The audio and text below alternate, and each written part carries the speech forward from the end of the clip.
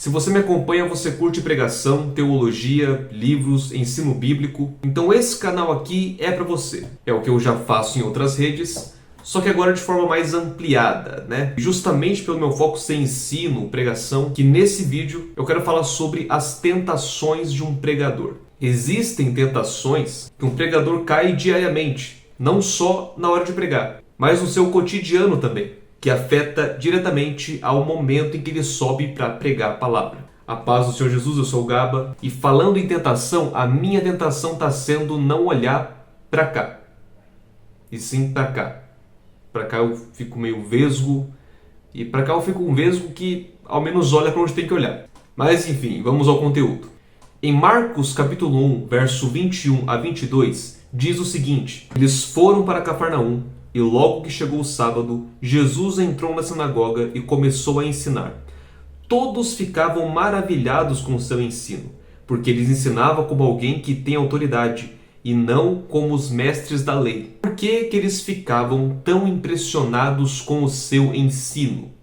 Porque ele demonstrava autoridade. Eu já vejo aqui de cara que o papel de quem ensina na igreja tem sido desvalorizado, sim. Porque ensinar não é só dar uma aula bíblica. Ensinar é revelar a glória de Deus. E mais à frente no texto, até demônio cai durante o ensino de Jesus. Mas para que você não pense que eu estou aqui falando sobre deixar quem ensina esbanjar seu intelecto para mostrar que é mais sábio que todos, não é disso que eu estou falando. Vale pensar sobre de onde vem essa autoridade de Jesus, essa autoridade no ensino de Jesus. Primeiramente que a autoridade dele vem de ele mesmo ser a palavra, então não tem como ele errar na pregação da palavra. Mas também pelo fato que aponta o verso 22. Lhes ensinava como alguém que tem autoridade, e não como os mestres da lei.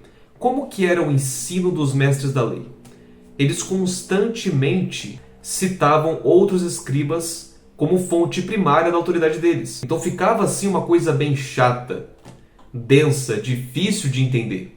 Agora, o que Jesus dizia vinha direto do coração do Pai. É isso que falta nas nossas pregações muitas das vezes. Ouvir a voz do Pai. E toda a tentação do pregador gira em torno de uma única tentação: ler a Bíblia armado dos pés à cabeça. Armado de teologia, armado de técnica de hermenêutica, exegese. Tem pregador que perdeu o gosto de ler a Bíblia, porque na cabeça dele ele já sabe pregar tão bem, que ele já aprendeu. Ele já sabe dominar a Escritura. Ele sabe interpretar tão bem aqueles textos que não tem mais graça ler. E eu sei como é isso. Na leitura anual da Bíblia, um texto que eu já preguei, fica tentador de ler na minha própria interpretação.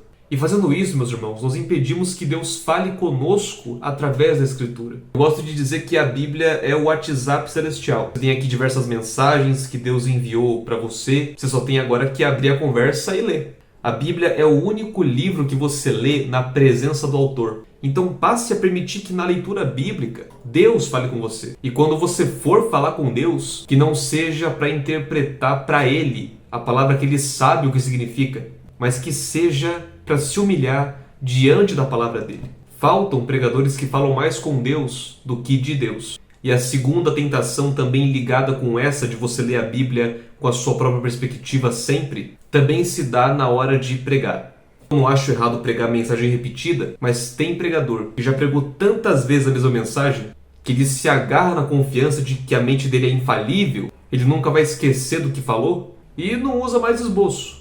Não consegue pregar outra coisa em cima de um texto. Cara, o Thomas Goodwin, um puritano, escreveu diversos sermões sem repetir nada em Efésios 2, verso 4. E a obra de sermões dele tem quase 1000 páginas. Então não pense que você é detentor da interpretação de um texto. Essa é a principal tentação de um pregador. E como é que você pode não cair nela? Desenvolvendo intimidade com Deus. Leia a Bíblia não só para fazer pregação. Leia porque você precisa se alimentar dessa palavra que é viva e eficaz. Desenvolva intimidade com Deus. Oração, jejum.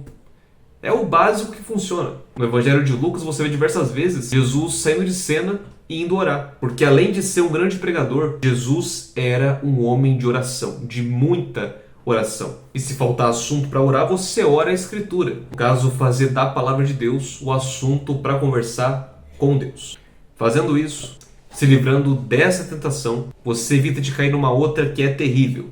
Pregador que só se apresenta como autoridade em cima do púlpito. Quando os demônios se manifestavam para falar algo sobre Jesus, a primeira coisa que diziam era que Jesus era o Filho de Deus. Por isso, Jesus os calava. Mas veja bem, o primeiro reconhecimento sobre Jesus era que ele era o Filho de Deus. E falta a nós, às vezes, lembrar que somos filhos de Deus e não meras autoridades. Antes de autoridade, antes de cargo, antes de dom, nós somos filhos de Deus. Isso é mais importante que ter algo para fazer na obra. Resumindo então o testemunho, leia a Bíblia desarmado, deixe Deus falar com você e tenha uma postura de filho de Deus. Fazendo isso, você vai sempre pregar com autoridade, porque não vai dizer nada que não tenha vindo do coração do Pai. Eu sou o Gaba e até a próxima.